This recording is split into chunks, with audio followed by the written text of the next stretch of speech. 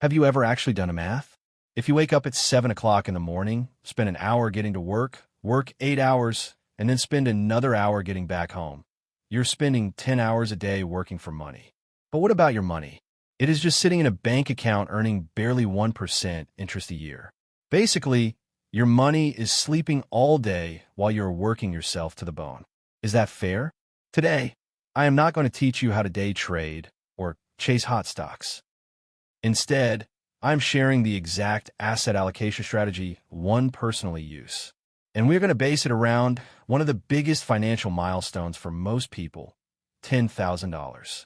The core concept is incredibly simple. Make your money work for you instead of constantly chasing after money. I know a lot of people panic the second they hear the word investing. You might picture yourself glued to a screen, watching stock tickers, or worrying that you will wake up broke.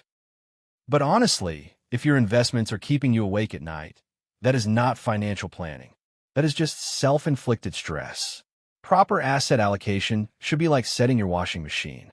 You pick the cycle, hit start, and go do your own thing. When the time is up, the laundry is naturally done.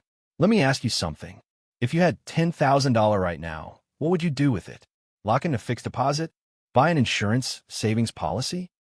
Or just leave it sitting in your checking account or savings account? I see so many people work incredibly hard to save money for years, only to let that money slowly rot in the bank for a few dollars in interest.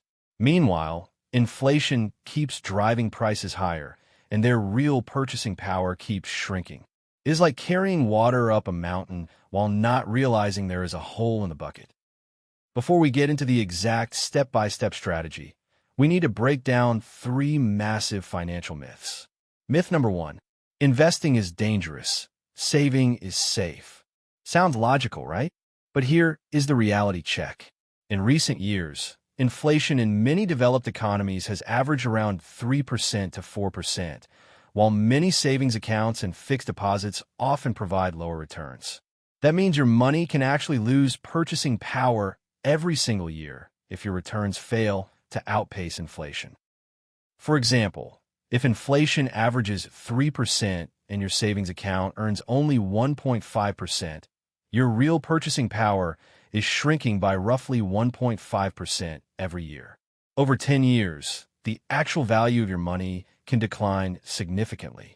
So ask yourself honestly, does that still sound completely safe? Myth number 2, you need a lot of money to start investing. A lot of people think you should not even bother unless you already have hundreds of thousands of dollars. But honestly, $10,000 is already a fantastic starting point. The amount itself is not the most important thing. What matters is building the system. It is like going to the gym. You would not refuse to work out just because you only have 10-pound dumbbells. The goal is to build the habit, improve your form, and stay consistent. Myth number 3. Investing means staring at charts and doing endless research. If you're a professional investor, maybe. But for most working people, your time is far too valuable.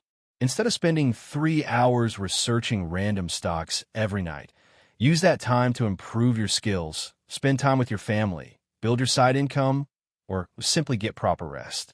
The core philosophy of passive investing is admitting one simple truth. The market is smarter than you. So instead of trying to beat the market, just join it. Now, why do I specifically emphasize the $10,000 number? Because it is a psychological threshold. When your investment account first crosses 5 figures and starts generating returns automatically, you'll finally understand what it feels like to have your money working for you. Let us assume an average annual return of 6%. That means your $10,000 could generate around $600 a year. That is about $50 every month. Now, $50 might not sound life-changing, but remember, that money is being generated while you sleep, while you're binge-watching Netflix, while you're on vacation, or while you're spending time with your family.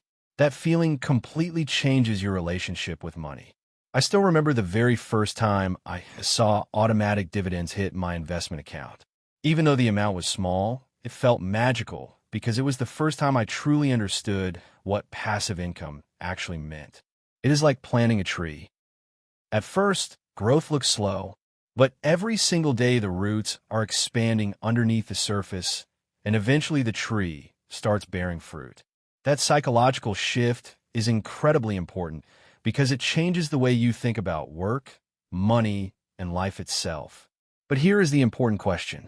If asset allocation is actually this simple, why do most people still fail? The answer is simple. Most people do not have a system. They watch one YouTube video, buy a random stock, hear a friend mention a hot investment, and then blindly follow the crowd without any overall plan. That is like wanting a healthy body, randomly running 10 miles in one day, and then not exercising again for the next 3 months. Of course, that approach will never work. So let me share my personal $10,000 allocation system. This system is divided into 3 core layers: the safety net, the growth engine, and the opportunity reserve. Layer 1, the safety net. I keep 20%, which is $2,000, as an emergency fund. This money is not meant for investing. Instead, it should stay in a high-yield savings account, a money market account, or a short-term fixed deposit. You might think this is a waste, but trust me, this $2,000 provides psychological security. When you know you have emergency cash available if your car breaks down, a medical emergency happens, or you suddenly lose your job, you can confidently allow the rest of your investments to stay invested. Many people fail at investing not because they chose bad investments, but because an emergency forces them to sell at the worst possible time. That is why the emergency fund matters. It keeps you financially stable during stressful periods. Think of it like running a marathon. If you sprint too aggressively at the beginning, you will burn out before reaching the finish line. This emergency fund helps you maintain a steady pace. Layer 2, the growth engine. This is the core of the entire strategy. I allocate 60%, which is $6,000, into long-term investments designed for steady growth. The majority of this money goes into diversified ETFs. Specifically, I divide this portion into 2 parts. 70% goes into broad stock market ETFs, such as Vanguard's VTI, VOO, or VT. The remaining 30% goes into bond ETFs or investment-grade bonds. Why structure it this way? Because stocks represent growth. Historically, diversified stock markets have delivered average long-term returns of around 8% to 10%, although short-term volatility can be significant. Bonds, on the other hand, provide stability. Their returns are usually lower, often around 3% to 5%, but they help reduce portfolio volatility during market downturns. Combining stocks and bonds creates a balance between growth and stability. Your portfolio can continue growing without creating unbearable emotional stress. And here is one of the most important investing lessons you will ever hear. Do not obsess over buying at the absolute perfect moment. Timing the market consistently is almost impossible, even for professional fund managers. A much smarter approach is dollar-cost averaging. Personally, I would divide the $6,000 across 6 months and invest $1,000 every month. This approach averages your buying price over time and reduces the emotional pressure of trying to predict short-term market movements. Layer 3, the opportunity reserve. I keep the final 20%, which is another $2,000, as flexible cash. The purpose of this reserve is simple. It gives you available cash to invest during major market dips. My personal rule is that when the broader market falls more than 15% from recent highs, I slowly start deploying this reserve in stages.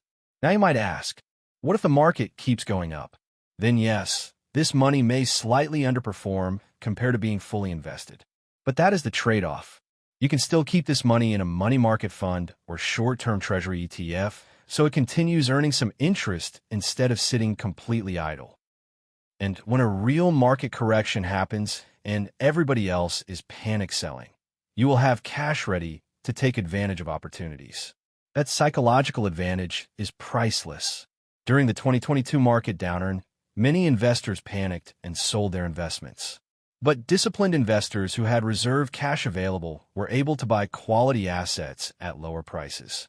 And when markets eventually recovered, those investments benefited significantly. Now, by this point, you might be thinking, This still sounds complicated. How do I actually begin? Honestly, the practical steps are easier than most people think. Step 1. Open a brokerage account. Today, opening an investment account online is incredibly simple. Usually, all you need is your identification documents, your bank details, and about 10 to 15 minutes. When choosing a broker, prioritize low fees, reliability, and a user-friendly interface. Many major brokers now offer commission-free ETF investing. Step 2. Set up automatic transfers. This step is extremely important because human beings naturally procrastinate. If you need to manually invest every single month, eventually you will find excuses not to do it. Automation removes emotion from the process. Once your salary arrives, the money automatically gets invested before you even think about spending it. After a few months, it starts feeling completely normal. Step 3. Choose your ETFs. If you genuinely feel confused, keep it simple. A total market ETF is more than enough for most people. Examples include Vanguard's VTI, VOO, or global index funds like VT. Do not waste endless time searching for the perfect investment. There is no single best investment. There is only the investment strategy that best fits your goals and risk tolerance. Taking action consistently matters far more than endlessly comparing tiny differences between funds. Step 4. Rebalance your portfolio. What does rebalancing mean? Let us say your target allocation is 70% stocks and 30% bonds. After one strong year in the stock market, your portfolio may shift to 80% stocks and 20% bonds. At that point, you would sell a small portion of stocks and buy more bonds to return to your original allocation. This sounds counterintuitive because emotionally it feels strange to sell winners and buy slower growing assets. But rebalancing forces you to systematically sell high and buy low. Personally, I rebalance every 6 months. That is frequent enough to maintain discipline without becoming obsessive. Step 5. Keep learning, but do not overreact. Investing is a lifelong journey. You should continue learning about markets, inflation, economic cycles, and financial planning. But that does not mean checking stock charts every hour.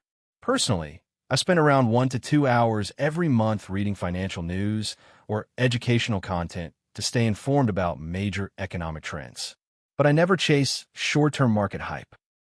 Studies consistently show that many retail investors underperform the broader market because of emotional decisions, panic selling, and excessive trading. The best investment strategy is usually the most boring one. Buy, hold, rebalance, repeat. Now, what kind of returns can this strategy realistically generate? Historically, a diversified 70 to 30 stock-to-bond portfolio has often produced long-term annualized returns of around 6% to 8%. That may not sound exciting at first, but remember, compounding works slowly in the beginning and dramatically later. If you invest $10,000 at a 7% annual return, in 10 years, it becomes nearly $20,000. In 20 years, it grows to over $38,000. In 30 years, it can exceed $76,000. And that is without adding additional contributions. Now, imagine investing an extra $200 every month on top of the initial investment. Over 30 years, your portfolio could potentially grow to well over $300,000 depending on market performance. That is the incredible power of compound interest. During the market crash in March 2020, many portfolios dropped by more than 30% within weeks. Seeing large paper losses feels painful, but disciplined investors who stayed invested and continued following their systems eventually benefited when markets recovered. Your biggest enemy in investing is usually not the market. It is your own emotions. That is why building a system matters so much. When a market crashes, your system already tells you what to do. Keep investing. Stay disciplined. Think long-term. There is another important mindset shift you need to make. Do not treat investing as your only path to wealth. Your biggest asset is actually your own earning ability. Think about it. If someone earns $60,000 a year from age 30 to age 65, that represents millions of dollars in lifetime earning potential. That is why investing in yourself is equally important. Learn valuable skills. Improve your communication. Increase your professional value. Build strong relationships. Expand your network. The more your income grows, the more money you can consistently invest. I know someone who started investing with only $10,000 while simultaneously improving his career skills. Over several years, his salary doubled.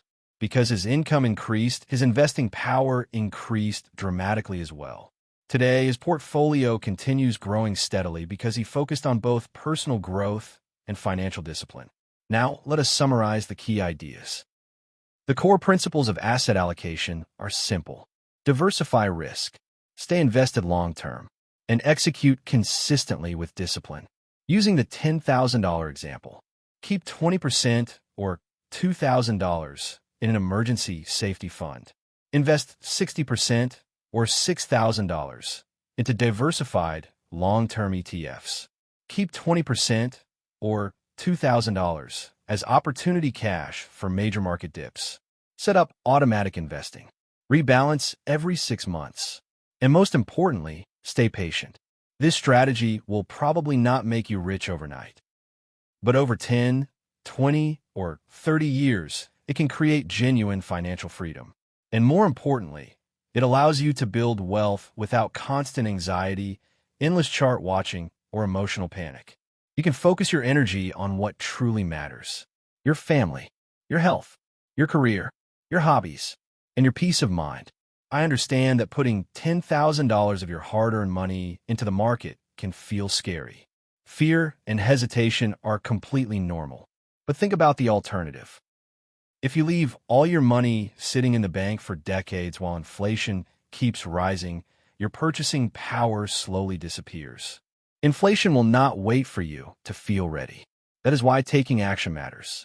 Even if you feel nervous in the beginning, once your system is set up and you start seeing gradual progress, investing becomes far less intimidating than most people imagine. And over time, as your portfolio slowly grows, you begin developing something even more valuable than money: confidence. Finally, I want to leave you with one important message. Do not wait until you feel completely ready, because nobody ever feels 100% ready. There will always be uncertainty. There will always be risk. And there will always be reasons to delay. But taking no action is also a risk. So today, spend just 30 minutes learning how brokerage accounts work, reviewing your current financial situation, or calculating how much you can realistically start investing. You do not need to begin with huge amounts. Even $100 or $200 per month is perfectly fine. The goal is not perfection. The goal is consistency. Once the habit becomes natural, you can gradually increase the amount over time. Remember this: the best time to start investing was years ago. The second best time is today. $10,000 may not seem like a life-changing amount right now, but it can become the starting point of your journey toward financial freedom. When your money finally starts working for you, instead of you constantly working for money, something amazing happens. Your stress decreases, your confidence grows, and you gain the freedom to make better choices in life. That is the true meaning of financial management. It is not only about becoming rich. It is about creating freedom, stability, and the power of choice. Take action today. The version of you 10 years from now will thank you for starting now.